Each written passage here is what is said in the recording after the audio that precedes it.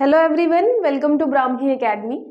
आज का हमारा टॉपिक है यूनिट 10 मध्य प्रदेश की जनजातियां। उसका हम पूरा का पूरा रिवीजन देखेंगे। आपको भी पता है कि यहाँ से 10 क्वेश्चन बनने के चांसेस हैं, मतलब ये बहुत ज़्यादा इंपॉर्टेंट टॉपिक है आपका और उतना ही ज़्यादा फैक्चुअल भी है। किस जनजाति कहाँ पर निवास रहती है, किसके गांव को क्या कहते हैं, किसकी पंचायत को क्या कहते हैं, सारी चीज़ें तो बहुत ज़्यादा ये फैक्चुअल है, इसलिए बीच बीच में इसका रिवीजन करना बहुत ज़रूरी हो जाता है। तो चलिए आज इसका रिवीजन करते हैं जल्दी से। एमसीक्यू के फॉर्म में हम इसका रिवीजन करेंगे, आपको आंसर बताना है, ठीक है। अब सबसे पहला क्वेश्चन है, निम्नलिखित में से किस अनुच्छेद द्वारा अनुसूचित जनजाति को लोकसभा में आरक्षण प्रदान किया गया है? Which of the following article provided the reservation to scheduled tribe in Lok Sabha? आपको भी पता है लोकसभा, विधानसभा, पंचायत, नगर, जो जितनी भी निकाय है, नगरीय निकाय, उन सब में आरक्षण प्राप्त है। तो आपको सारे के सारे जितने भी आर्टिकल हैं एक साथ लिख के याद रखने हैं। लोकसभा में अगर बात करें तो लोकसभा में रिजर्वेशन किस आर्टिकल से प्राप्त है? 330, 331, 332 या 334? जल्दी से बताइए। ये आंसर है आपका 330, ठीक है। सबसे पहले याद रखिएगा 330, 30 साल के हैं, ठीक है। ये यहाँ पे 30 आपको याद रखना है, 300 अपने आप याद रहेगा कि 300 के तो पार ही है ना, 300 के पार ही है। 300 के पार कितना ज्यादा है? तो 30 है। तो 30 साल में अपने शेड्यूल ट्राइब को मिल गया है रिजर्वेशन। 30 साल याद रखना है। शेड्यूल ट्राइब, शेड्यूल कास्ट दोनों को मिला हुआ है लोकसभा में। लोकसभा में रिजर्वेशन 30 साल में। बात करें अगर किसकी? विधानसभा की। जैसे आपका लोकसभा हो गया एक, तो जहां पे रिजर्वेशन प्राप्त है, एक हो गया विधानसभा जहां पे रिजर्वेशन प्राप्त है। तो यहाँ किस अनुच्छेद के अंतर्गत है? तो ये हो गया आपका 332। मतलब जब 32 साल के होंगे तब विधानसभा में रिजर्वेशन मिलेगा, ठीक है। राज्यसभा और विधान परिषद याद रखिएगा, यहाँ पे रिजर्वेशन प्राप्त नहीं है। गलती से भी आपको राज्यसभा और विधान जो आपकी परिषद है, इन दोनों पे रिजर्वेशन नहीं लगा देना है ना। आराम से क्वेश्चन पढ़ना है। लोकसभा और विधानसभा में आपको प्राप्त है, लेजिस्लेटिव असेंबली इसको बोलते हैं। लेजिस्लेटिव असेंबली और लोकसभा इन दोनों में प्राप्त है आपका रिजर्वेशन 30 और 32 के अंतर्गत। बात करें अगर पंचायतों में, तो पंचायत जो है, पंचायतों में कैसे है? पंचायत और एक हो गया आपका अर्बन बॉडीज, या आप मान लीजिए ये नगरीय निकाय, ठीक है। पंचायत में हो गया 243। ये तो याद ही रहेगा कि 243 तो है। पंचायत वाला पूरा आर्टिकल ही 243 से स्टार्ट हो रहा है, तो 243 तो है, लेकिन यहाँ पे बात करें कि आगे क्या है, तो ये हो गया डी और यहाँ पे है 243 टी, ठीक है। तो D for dog, D for dog कर सकते हैं। तो डॉग जो है कहाँ पे हम पाल रहे हैं? पंचायत में। तो पंचायत में रिजर्वेशन चाहिए तो आपको एक कुत्ता पालना पड़ेगा। डी से आप रिलेट कर सकते हैं, D for dog. T for आप कर सकते हैं क्या? Tree. T for tree. Tree कहाँ लगाना है? तो हमें अर्बन बॉडी में, मतलब नगरीय निकाय में। अगर नगरों में हमें रिजर्वेशन देना है तो नगरीय निकाय जो है, नगर में रिजर्वेशन देना है तो आपको एक ट्री लगाना पड़ेगा। आपको रिजर्वेशन चाहिए तो एक ट्री, एक पेड़ जरूर लगाना पड़ेगा। ऐसे आप रिलेट कर सकते हैं। ये सारी चीजें मैं इसलिए भी बता रही हूँ कि जब आप लॉन्ग टर्म में याद रखेंगे और रिवीजन बीच बीच में नहीं करेंगे तो आपको भूल जाएगा एग्जैक्टली कि 243 डी है कि सी है, ए बी कितना है। इसलिए मैं बता रही हूँ डी फॉर डॉग। गांव में हमें डॉग, कुत्ता चाहिए शेड्यूल ट्राइब के रिजर्वेशन के लिए। शहरों में अगर वो ट्री लगाएंगे, पेड़ लगाएंगे, टी फॉर ट्री हो गया, तो उन्हें रिजर्वेशन मिल जाएगा। उसके अलावा 30 साल में रिजर्वेशन मिलेगा लोकसभा में, 32 साल में मिलेगा आपको विधानसभा में, ठीक है। तो ये हो गया सारे के सारे रिजर्वेशन, एक साथ आपको लिख के याद रखने हैं। नेक्स्ट देखिए, मध्य प्रदेश राज्य अनुसूचित जनजाति आयोग की स्थापना कब की गई थी? When did Madhya Pradesh state scheduled tribe commission establish? वैसे भी आप पहले शेड्यूल्ड मतलब पूरा का पूरा कमीशन तो पढ़ ही रहे थे, तो कमीशन ये तो आपको अच्छे से याद होगा कब एस्टैब्लिश हुआ था। ये हुआ था 1995 में, ठीक है, 95 में। तो जब आपका scheduled tribe, Madhya Pradesh schedule tribe commission, ठीक है, ये Madhya Pradesh schedule tribe commission 1995 में। अगर आप 95 में पैदा हुए हैं तो खुद से रिलेट कर सकते हैं, नहीं हुए तो 95 में अगर कोई और पैदा हुआ है आपका रिलेटिव भाई बहन, उससे रिलेट कर सकते हैं कि भाई वो जो है वो अनुसूचित जनजाति का जो आयोग है, जो कमीशन है, उसमें शामिल है, ठीक है। आप ऐसे भी रिलेट कर सकते हैं, या फिर 95 साल से ही कर सकते हैं कि 95 साल के एक काफी बुजुर्ग उसमें शामिल हुए आपके शेड्यूल ट्राइब कमीशन में, ठीक है, 95 साल के काफी बुजुर्ग व्यक्ति। तो आप ऐसे रिलेट कर सकते हैं। मध्य प्रदेश राज्य अनुसूचित जनजाति आयोग 1995। नेक्स्ट देखिए, किस जनजाति के गांव का मुखिया महतो कहलाता है। अब ये हुए क्वेश्चन स्टार्ट जहां से कंफ्यूजन स्टार्ट होती है। किस गांव का मुखिया क्या कहलाता है, किस गांव का प्रमुख या उसका पंच क्या कहलाता है, ठीक है। तो ये सारी चीजें जो है ये आपको कहीं ना कहीं से रिलेट करके पढ़नी है, क्योंकि जब आप बहुत सारे की सारी जनजाति पढ़ लेंगे लास्ट में आपको समझ में आएगा, अगर आपने उसकी छोटी सी भी कहीं से ट्रिक नहीं बनाई या कुछ रिलेट नहीं किया तो याद ही नहीं है। तो कम से कम आप 30 से 40 बार उसको रिवीजन करिए पूरा का पूरा, तब कहीं जाके वो दिमाग में अच्छे से बैठेगा। बात करते हैं गांव का मुखिया जो कि महतो कहलाता है। वैसे मैंने इसकी ट्रिक बनाई थी, अगर रिवीजन किया होगा तो आपको याद होगा। महतो का हमने बोला था कि यार गांव का जो मुखिया है उसको हम क्या दे रहे हैं, बहुत ज्यादा महत्व दे रहे हैं।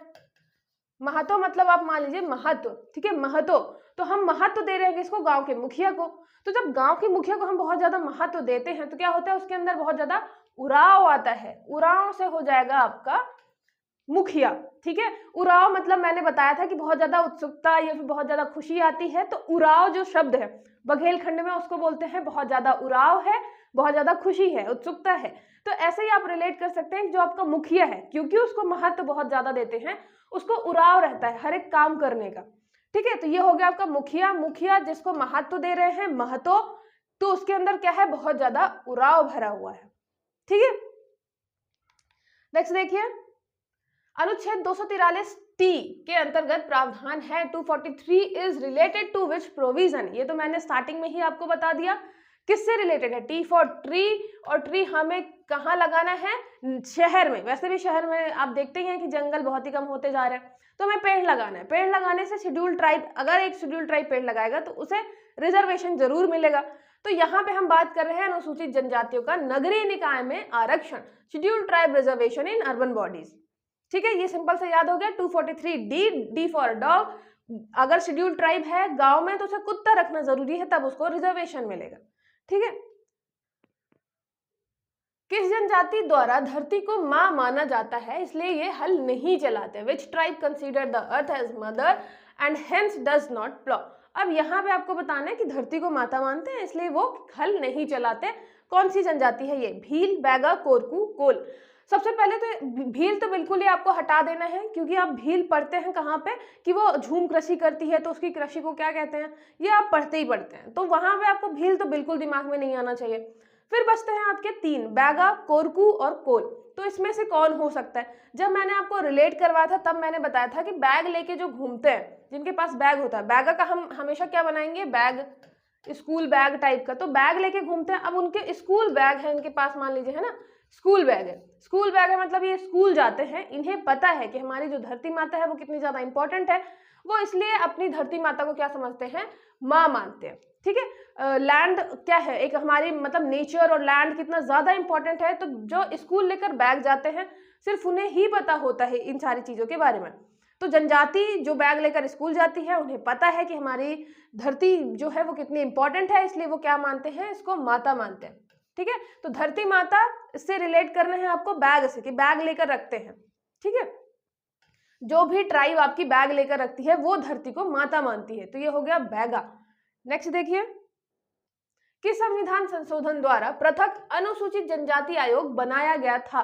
By which constitutional amendment was a separate scheduled tribe commission created. एक सेपरेट, हमने आपको भी पता है कि 65th जो था, 65वां जो था, उससे हमने क्या किया था, शेड्यूल ट्राइब और शेड्यूल कास्ट के लिए साथ में बना दिया था एक आयोग। लेकिन आगे चलकर फिर हमने इन दोनों को अलग कर दिया, तो वही पूछा गया है, हमने पृथक अनुसूचित जनजाति आयोग बनाया था। तो कौन से संविधान संशोधन से बना था, 85, 87, 89, 91। तो जल्दी से बताइए कौन सा था ये था आपका 89, 89 नंबर वाला, ठीक है। 89 वाला था, कब आया था, ये आया था 2003 में, तो 2003 89 नंबर। अब यहाँ पे जो जितने भी आपके ये नंबर्स होते हैं, जैसे 89 हो गया, ये 2003 हो गया, तो आप जो भी अपना मतलब रिलेट करें, ये जो भी ट्रिक बनाएं, तो उसमें आपका 89 भी आना चाहिए कि 89 साल का आपका शेड्यूल ट्राइब से कुछ रिलेट करना है कमीशन से, साथ ही साथ आपको ये 3 भी लेकर चलना है। बाई चांस अगर ऐसा कुछ आ गया कि ऑप्शन जो आए हैं उसमें आपका 2003 जो है ना, उसी में आपको पहचानना है कि कौन सा होगा। 89 तो सब में कॉमन है, अगर ऐसा पूछ लिया तो। इसलिए आपको ये गलती बिल्कुल नहीं करनी कि आप सिर्फ एक चीज याद करें, आप कॉन्स्टिट्यूशनल अमेंडमेंट के साथ साथ उसका ईयर भी जरूर याद करें, ठीक है, तो ये हो गया आपका 89th कॉन्स्टिट्यूशन अमेंडमेंट 2003, जब आया था हमारा पृथक हमने बनाया था शेड्यूल ट्राइब कमीशन। ठीक है, हमें अनुसूचित जनजाति आयोग बनाया था, शेड्यूल ट्राइब कमीशन। और हमने अनुच्छेद कौन सा ऐड किया था, आर्टिकल, अगर हम बात करें आर्टिकल की तो आर्टिकल कौन सा था, ये था आपका 338A। ठीक है, 338A हमने ऐड किया था, जिसके अंतर्गत हमने अलग से शेड्यूल ट्राइब कमीशन बनाया था। ठीक है, 338 में क्या आ जाता है आपका शेड्यूल कास्ट 338।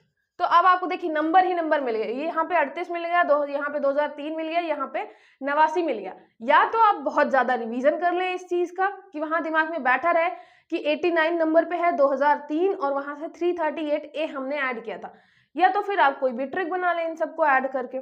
ठीक है, चलिए, निम्नलिखित में से कौन सा क्षेत्र विशेष पिछड़ी जनजाति क्षेत्र में शामिल नहीं है, विच of the following areas is not included in the special backward tribe area, या पर्टिकुलरली वल्नरेबल ट्राइब जो है उस एरिया में नहीं आता है ये। अब आपको पता है कि आपके पास 3 जो ऐसी जनजाति हैं जो कि किस में आती है, विशेष पिछड़ी जनजाति में आती है। एक तो है आपकी बैगा, एक है आपकी भारिया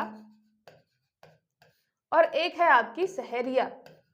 अच्छा, इसमें अगर किसी को है कंफ्यूजन तो आप रिलेट कैसे करेंगे, जब बेचारे हमारे ट्राइब शहर जाते हैं, सहरिया से हो गया आपका शहर, जब हमारे ट्राइब जो हमारी जनजाति है वो शहर जाती है तो बहुत भारी भारी बैग लेकर जाती है, क्योंकि वहीं रहना है, वहीं मजदूरी करनी है, कुछ काम करना है, तो बहुत बहुत भारी बैग लेकर जाती है जब वो शहर जाती है। तो ऐसे आप रिलेट कर सकते हैं कि बहुत विशेष पिछड़ी है, विशेष पिछड़ी जनजाति है। ठीक है, विशेष पिछड़ी जनजाति है, अब उसको शहर जाना पड़ रहा है काम करने के लिए, तो वो बहुत भारी भारी, भारी ऐसे हो गया आपका भार, बहुत ज्यादा भारी बैग लेकर जाती है। ठीक है, बहुत ज्यादा भारी बैग लेकर जाती है जब वो कहाँ जाती है, शहर जाती है। तो ऐसे रिलेट करना है 3 आपकी पिछड़ी जनजाति हैं। अब बात करें यहाँ पे कौन सा एरिया जो है इस विशेष पिछड़ी जनजाति में शामिल नहीं है। अब आपको पता है 3 ये आपकी जनजाति है, इनका एरिया भी आपको पता है कि बैगा किस वाले इलाके में है ना। मध्य प्रदेश में अगर बात करें, ये आपका बैगा वाला इलाका हो गया। ठीक है, इसके अलावा ये आपका सहरिया वाला इलाका हो गया, और भारिया वाला पातालकोट आपको एक पता ही है कि पातालकोट बस में ही आपकी भारिया है। तो ये आपके 3 इलाके हो गए। अब यहाँ पे ऑप्शन देखिए, शिवपुरी तो यहाँ पे सहरिया मिल जाएगी, छिंदवाड़ा आपको पातालकोट ये मिल जाएगा, बैतूल और उसके अलावा अनूपपुर में भी आपका बैगा हो जाएगा, तो ये हो गया आपका बैतूल।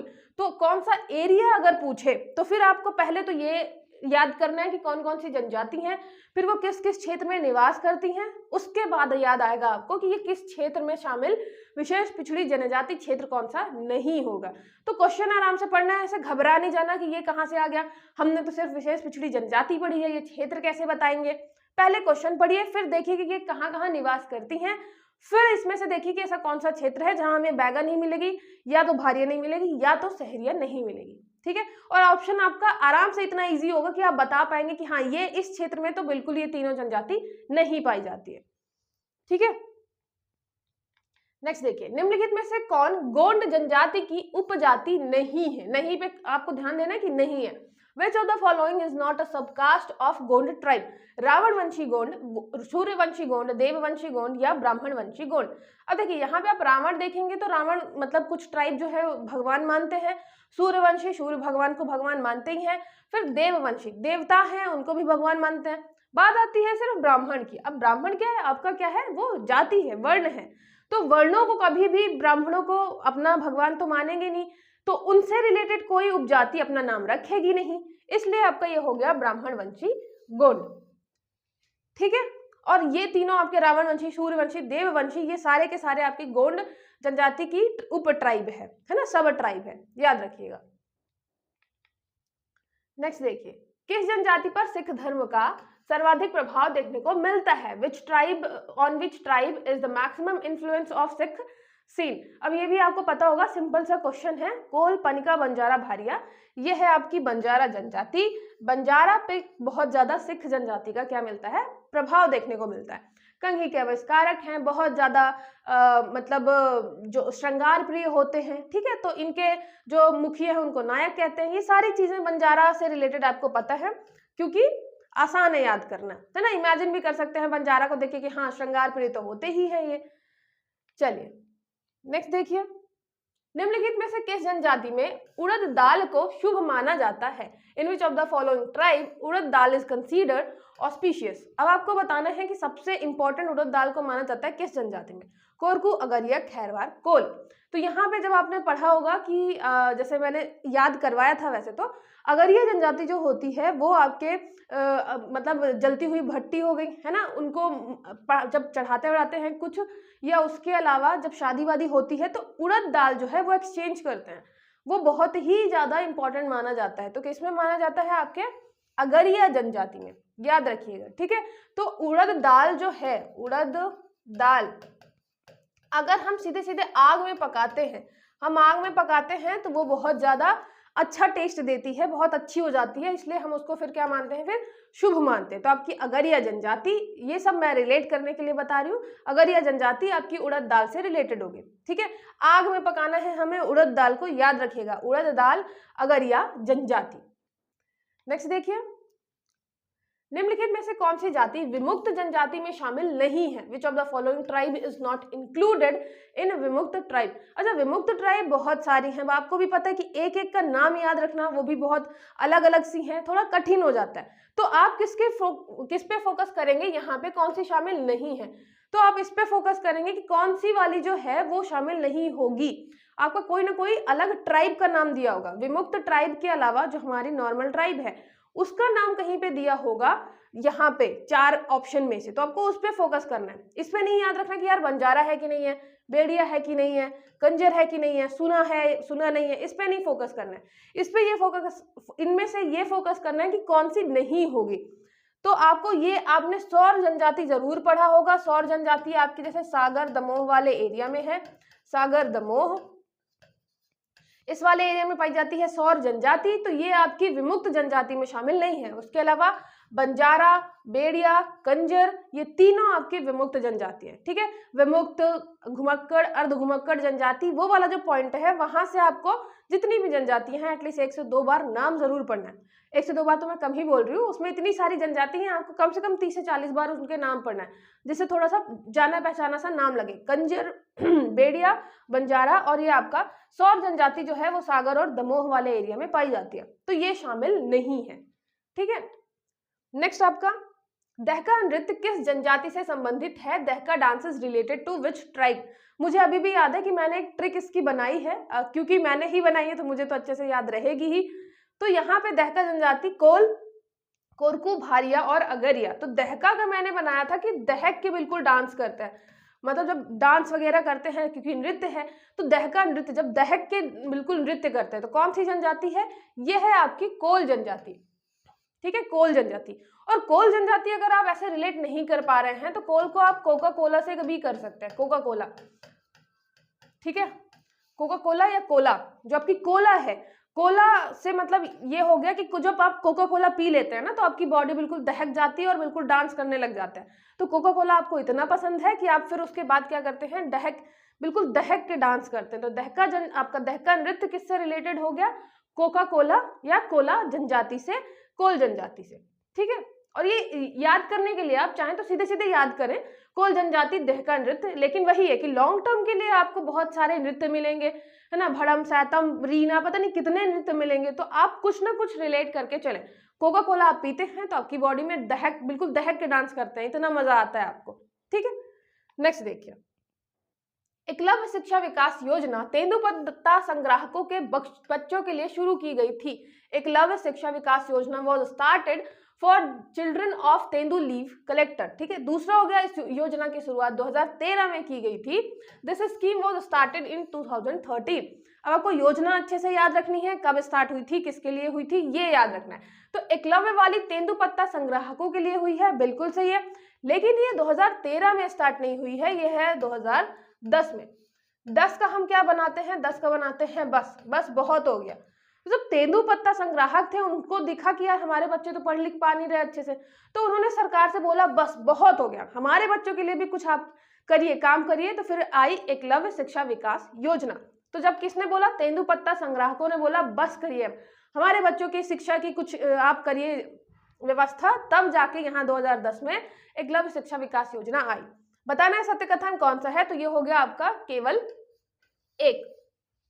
ठीक है, ईयर जरूर याद रखिएगा क्योंकि उसमें ही कंफ्यूजन हो सकती है, नहीं तो ये तो आपको याद ही रहेगा कि मतलब स्टार्ट किस चीज के लिए हुई है, क्योंकि आपके जो नंबर्स हैं वो थोड़ा सा कंफ्यूजन क्रिएट करते हैं। किस जनजाति का निवास क्षेत्र टोला कहलाता है? The residential area of which tribe is called tola? Baiga, Korku, Kol, Khairwar. यहाँ पे आपको बताना है टोला, टोला किसका है, तो टोला भी आप रिलेट कर लीजिए किससे, कोला से। कोला का है टोला, कोला को कोका कोला हमने किसका देखा है, कोल का, तो कोल का है आपका टोला। ठीक है, कोका कोला टोला। नेक्स्ट देखिए, सत्य कथन बताना है। Tell the true statement. गंजन सिंह कोरकू का संबंध सिवनी जिले से है। Ganjan Singh Korku belongs to Seoni district. Gandhi ji के आह्वान पर 1930 में जंगल सत्याग्रह का नेतृत्व किया। Led the jungle satyagraha in 1930 on the call of Gandhi ji. अब इसमें से बताना है सत्य कथन कौन सा है, तो ये तो बिल्कुल सही है कि 1930 में इन्होंने जंगल सत्याग्रह किया था, और आपको याद होगा ये घोड़ा डोंगरी जंगल सत्याग्रह से रिलेटेड थे, जो कि कहाँ स्टार्ट होता है, बैतूल में। तो ये सिवनी बिल्कुल गलत हो गया। गंजन सिंह कोरकू कहाँ के हो गया, बैतूल। ठीक है, तो गंजन सिंह को किसी ने तूल दे दिया था। ठीक है, बैतूल का हमेशा हम बनाते हैं तूल, तो तूल दे दिया था किसी ने, तब उन्होंने क्या किया, जंगल सत्याग्रह स्टार्ट किया। तो तूल किसने दिया था, गांधी जी ने दिया था। तो जंगल सत्याग्रह आपका 1930 स्टार्ट कहाँ हुआ था, बैतूल में। घोड़ा डोंगरी याद रखिएगा,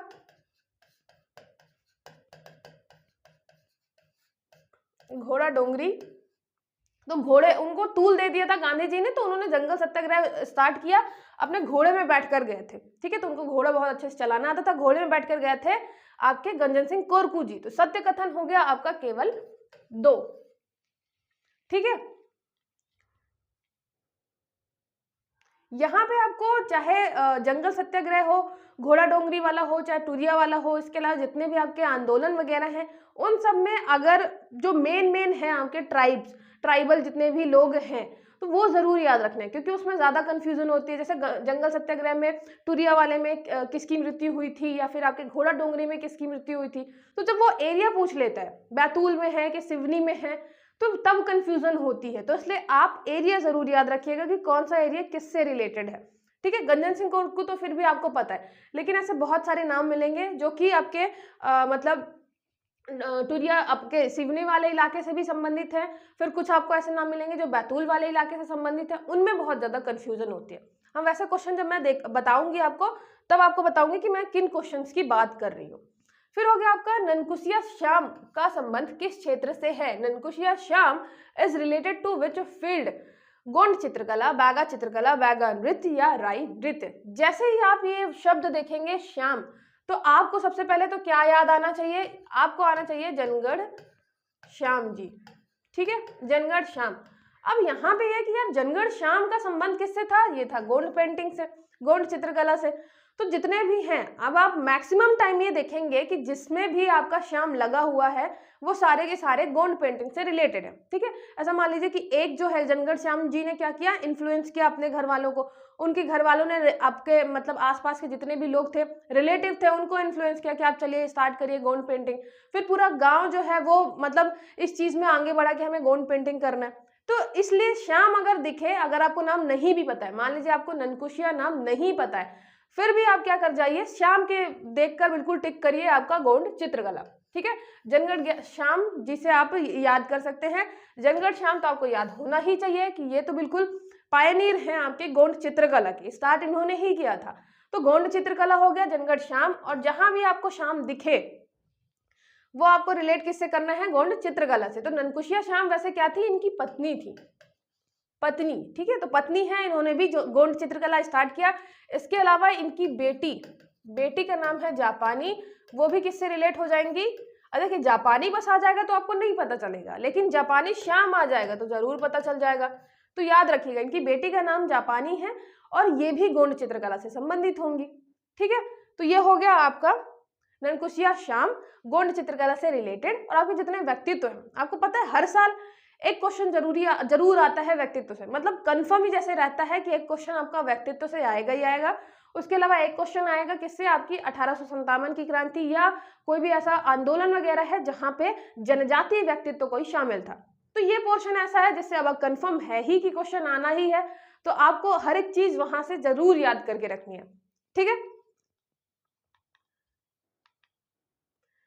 ठीक है। आई होप आपको सारी चीजें अच्छे से समझ में आई होंगी। जो भी मैंने बताया कब हुआ था, आपका जो संशोधन है वो कब हुआ था, तो वो हुआ था 89th में, जब आपका शेड्यूल ट्राइब का क्या आता है, आयोग आता है। कब आया था, 2003 में।